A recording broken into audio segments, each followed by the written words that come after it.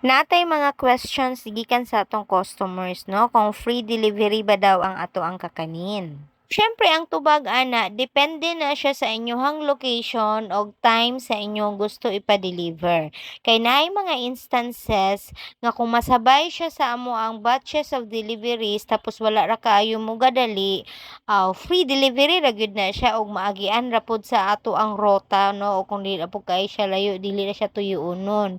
Pero kung gusto mong special delivery good siya tapos kay gadali mo or sayo siya or tuyoonon inyo ha, naa gid mi charge siya ana, pero mga minimum charges lang kay siyempre effort pud baya ang pag-deliver at the same time ang gasto pud sa gasolina.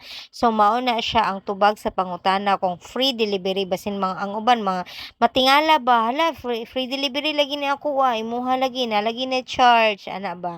So depende na siya ma'am sa oras o sa location ninyo.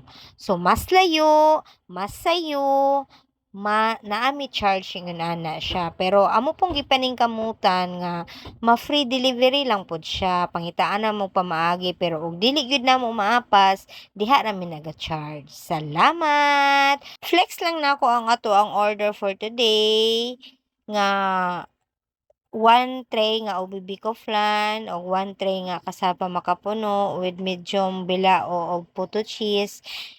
Napon ni siya charge, no, kay medyo hapon-hapon na ipa-deliver at the same time tuyuonon ang location ni ma'am. So, mohangyo ra pud pud mi nga, ma'am kung pwede chargehan nato ni delivery kay og dili masugot wa pud tay mahimo ana oy. Pero salamat pud kaayo kay nisugot ra pud si ma'am. Mao ra na karong hapuna. Follow for more only from Jang's Kitchen.